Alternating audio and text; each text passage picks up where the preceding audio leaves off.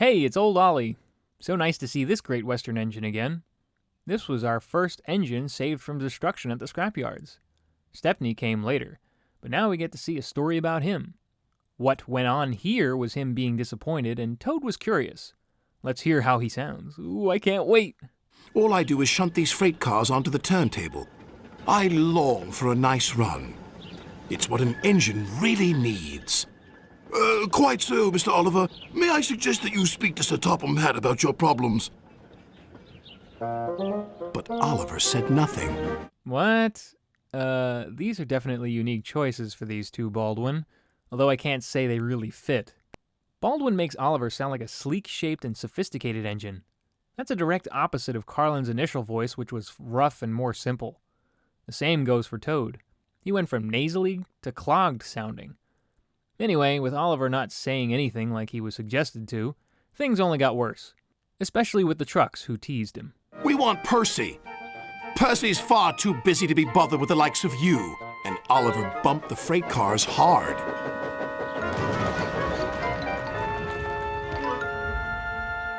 You silly engine, shouted a workman. It'll take a long time to repair this turntable, which will cause confusion and delay.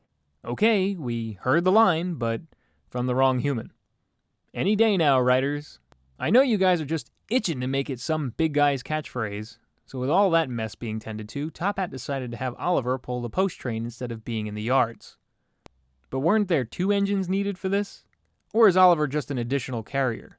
I just find it funny that Oliver just can't seem to work well with the trucks. He's damaged the turntable twice now. Way to go. Cheer up, old chap, said his driver. The mail train run is a grand run for a fine engine like you. Oliver smiled, but he still felt he had let everyone down. His driver took them along the coastal run with the mail train. The fresh air couldn't help but brighten Oliver's spirits. Not bad, then.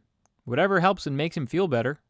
It wouldn't surprise me if this was one of the reasons why Thomas and Percy enjoyed it so much. Although I don't know how Toad feels about it, seeing that he was always coupled to Oliver's trains. And I can't see why he can't be on the post train. Nevertheless, Oliver still had delays coming his way. At last, Harold landed. Sorry I'm late, Great Western.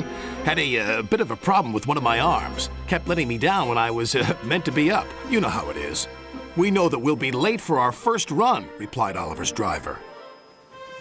Soon they were on their way again.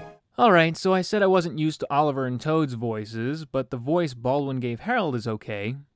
Also, this is probably the first time we've heard of Harold having a mechanical malfunction. But this was far from the end of Oliver's setbacks. Later they came to a signal that was red and stayed red. All because someone wasn't doing their job. Top Hat, you need to do better at hiring the right people. If he can't work third shift, then get him off the railway. There must be something wrong with that signal. We'll go slowly and stop by the signal box, said his driver. But they never reached it. The points before the signal box were switched to an old track. They were going the wrong way. Oh, that's great. It kind of looks like they're headed down the same path Stepney went when he got lost. Is this going to play out like that? That would be truly coincidental. No, what really happened was that Oliver literally ran into an old station. Yeah, things are just not going well for this guy. Turntables, trucks, post trains, and gosh knows what else. And Top Hat figured things weren't going well either when he didn't show up on time. Oliver has not returned. We'll send out a search party. Soon he was high in the sky with Harold.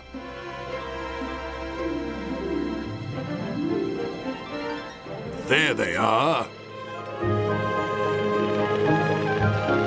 That was a pretty quick find.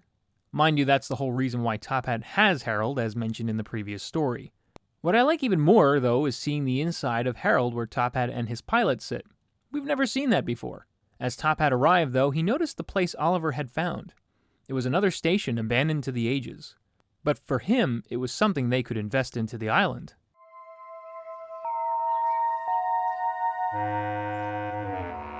When he returned, he spoke to Oliver. You have found another attraction for our island. We'll make this house as good as new, and visitors can have tea and crumpets there. Sighed Oliver. Getting lost can be interesting, but being found is much nicer. Especially when it makes an engine feel really useful. I would say that's the highlight for this guy. Whatever Oliver did this time as of late just never seemed to go his way. But he didn't give up, and that's the key there. As it can be seen in the end, Oliver's misfortune led to something positive. This was an enjoyable episode as much as I criticized the voice roles for the main characters. I don't know, Michael Angelis in the UK is English and gave Oliver a similar voice, but Baldwin doesn't make it sound as fitting. Hey, but that's why I'm doing the US dub, because there are so many other variations to hear in the characters. Music was fine here, although it was very one-note-ish. And by that I mean only Oliver's motif was heard and literally nothing else. There were occasional changes in key and added notes for crashes and such, but that was it. Harold's theme was heard, but for all of like 10 seconds. As for set pieces, the 4 best features to see were Oliver's shed, the Norrumby fishing village at nighttime, with a faceless Bulstrode model to boot, Callan's station, and the old abandoned station Oliver finds at the end. I want to see if that place ever gets fixed up, because the shed Oliver crashed into kind of looks like where Toby belonged.